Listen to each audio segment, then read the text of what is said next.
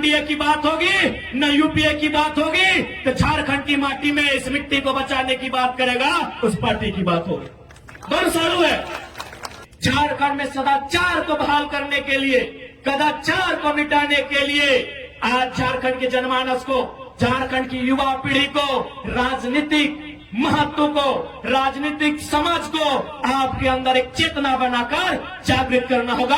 क्योंकि राजनीति से ही देश चलता है, राजनीति से ही राज्य चलता है। राजनीति से दूर भाग के आप विकास उन्नति की बात नहीं कर सकते।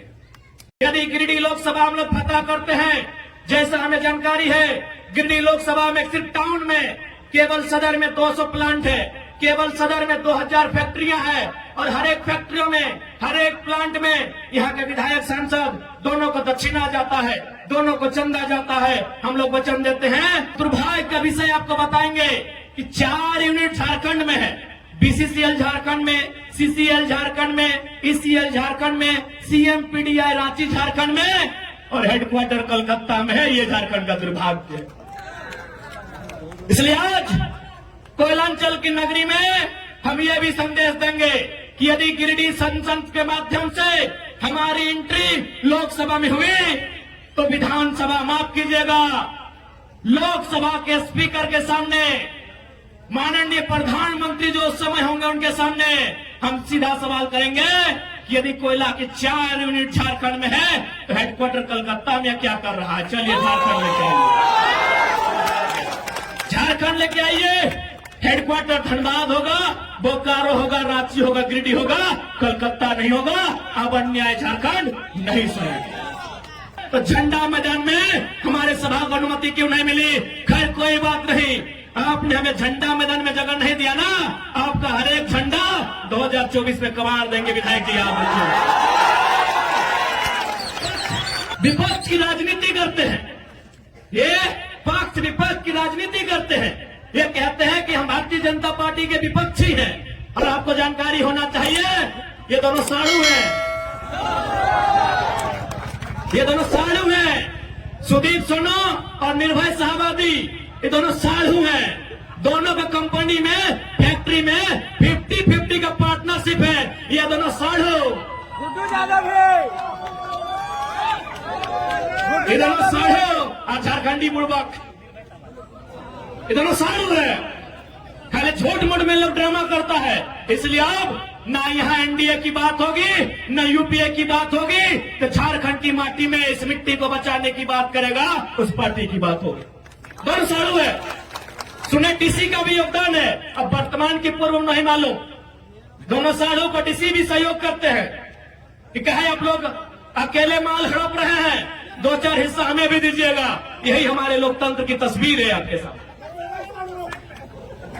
इसलिए आज इन लोगों को सबक सिखाने के लिए, इन लोगों को इनकी औकात बताने के लिए आप भी सोचते होंगे कि भाई झारखंड में 14 लोकसभा है, जमशेदपुर में आपका डिमांड है, रांची में आपका डिमांड है, धनबाद कोयला नगरी में आपका डिमांड है, आपने गिरिडीह को क्यों चुना? तो मैं बताना चाहूंगा कि दिल्ली लोग एरोप्लेन से जाते हैं और झारखंड की सबसे ऊंची चोटी का नाम पारसनाथ पहाड़ है, वहीं से छलांग मारेंगे। इसीलिए चुना है, कोई तथ्य है, इसीलिए चुना है पारसनाथ पहाड़ को कि हम लोग स्टेशन जाने का इरादा नहीं है, मूड भी नहीं है। यही पारसनाथ की चोटी 4480 फीट की ऊंचाई में जो पारसनाथ है, वहीं से दिल्ली जाने की तैयारी है। ये आशीर्वाद और दुआ आपका होना चाहिए। ये संदेश लेकर आए आज। और हम लोग कहना चाहेंगे, यदि गिरिडीह लोकसभा हम लोग फतह करते हैं, जैसा हमें जानकारी है, गिरिडीह लोकसभा में सिर्फ टाउन में केवल सदर में 200 प्लांट है, केवल सदर में 2000 फैक्ट्रियां हैं और हर एक फैक्ट्रियों में, हर एक प्लांट में यहाँ के विधायक सांसद दोनों को दक्षिणा जाता है, दोनों को चंदा जाता है। हम लोग वचन देते हैं, अगर गिरिडीह फतह करते हैं तो चंदा के धंधा को बंद किया जाएगा और इससे रोजगार का सृजन किया जाएगा। झारखंड में सदाचार को बहाल करने के लिए, कदाचार को मिटाने के लिए आज झारखंड के जनमानस को, झारखंड की युवा पीढ़ी को राजनीतिक महत्व को, राजनीतिक समझ को आपके अंदर एक चेतना बनाकर जागृत करना होगा, क्योंकि राजनीति से ही देश चलता है, राजनीति से ही राज्य चलता है। राजनीति से दूर भाग के आप विकास उन्नति की बात नहीं कर सकते। आज बताइए, यह अन्याय ही है। इसी बिहार प्रदेश में एक विधेयक आता है, उस विधेयक का नाम होता है 75% आरक्षण। माननीय राज्यपाल बिहार के उसे स्वीकार कर लेते हैं। इसी झारखंड में और एक विधेयक आता है सेम टू सेम, वहां 75 था, यहां 77 था। राज्यपाल वहां स्वीकार करते हैं, झारखंड में अस्वीकार करते हैं। ये झारखंड की तस्वीर है। झारखंड में राज्यपाल भी देखिए क्या काम कर रहे हैं। राज्यपाल भी देखिए किस कदर बायस्ड होकर काम कर रहे हैं। राज्यपाल जो एक महामहिम का उत्तराधिकारी कहा जाता है, राष्ट्रपति महोदया का उत्तराधिकारी राज्यपाल को कहा जाता है। आज बताइए वे भी क्या काम कर रहे हैं। यही बिहार में स्वीकार और झारखंड में दरकिनार। ये झारखंड की राजनीति है। बताइए आप। इसलिए आज इस बात को समझना होगा, बिहार में क्यों पारित हुआ पता है? बिहार में 243 विधायक बैठते हैं। 243 के 243 कट्टर बिहारी हैं। बहुत खुशी की बात है, क्योंकि ये लड़ाई झारखंडी बिहारी, झारखंडी बंगाली की नहीं है। बिहार में ये पारित हुआ। बिहार में 243 विधायक कट्टर बिहार के निवासी हैं। यह झारखंड में आधे गैर झारखंडी हैं और आधे अगर झारखंडी भी हैं तो माटी के प्रति ना उनका प्रेम है, न समर्पण है, केवल लूटने की मंशा है। इसलिए यहां कोई विधायक ठीक से पारित तक नहीं होता। इसलिए आज तमाम नौजवानों को इस राजनीति को बदलना होगा और विश्वास कीजिए, विश्वास कीजिए।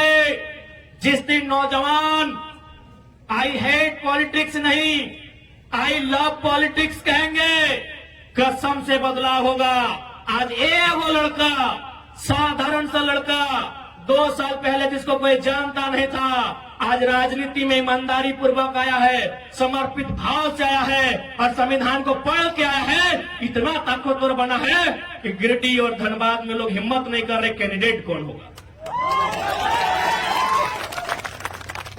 बताइए क्या नहीं दिया हमने।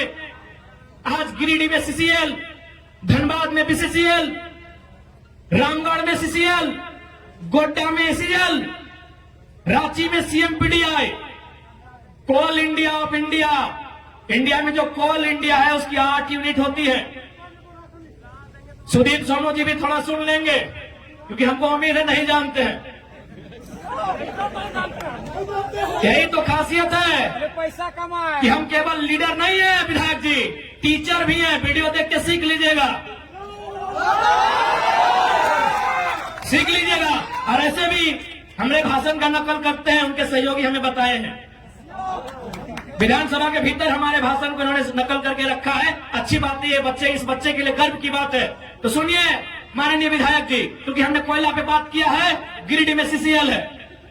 कोयला की 8 यूनिट होती है कोल इंडिया की। BCCL, CCL, ECL, WCL, NCL, MCL, SCCL, CMPDI 8 unit होती है। और दुर्भाग्य का विषय आपको बताएंगे कि 4 यूनिट झारखंड में है। बीसीसीएल झारखंड में, सीसीएल झारखंड में, ईसीएल झारखंड में, सीएमपीडीआई रांची झारखंड में और हेडक्वार्टर कलकत्ता में है। ये झारखंड का दुर्भाग्य है।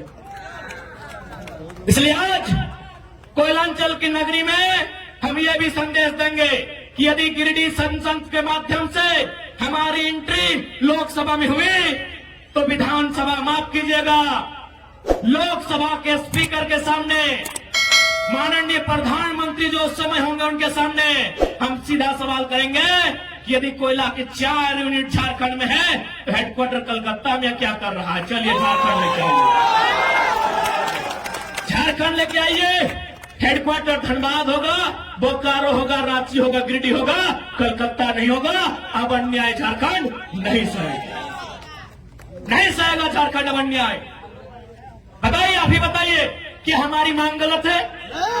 8 यूनिट में 4 यूनिट झारखंड में हेडक्वार्टर कलकत्ता में। लेकिन दुर्भाग्य देखिए, आज 23 साल के झारखंड में कोई सांसद ऐसा नहीं हुआ जो ये सवाल सदन में करे कि कोयला का हेडक्वार्टर अब कलकत्ता नहीं धनबाद होना चाहिए। कहे सबको हिस्सा जाता है, सबको हिस्सा जाता है। कोयले की काली कमाई में सबका हिस्सा जाता है, इसलिए आज तक किसी ने सवाल नहीं किया। और एक ताज्जुब की बात आपको बताएंगे, दामोदर वैली कॉरपोरेशन, हिंदी में दामोदर घाटी निगम, उसकी परियोजना कहां है पता है? धनबाद नदी में दामोदर के किनारे, बोकारो में दामोदर नदी के किनारे, रामगढ़ में दामोदर नदी के किनारे, हजारीबाग चतरा लातेहार में दामोदर नदी के किनारे। हेडक्वार्टर कलकत्ता में है, ये सवाल संसद में होगा। कितना अन्याय हुआ है झारखंड के साथ। यदि हम उस दास्ता को कहने लगे तो ये सूर्यास्त होकर उदय होगा, अस्त होगा, फिर उदय होगा, लेकिन हमारी दास्ता कम नहीं होगी। आज इतना जुल्म केवल और केवल झारखंड में हुआ है।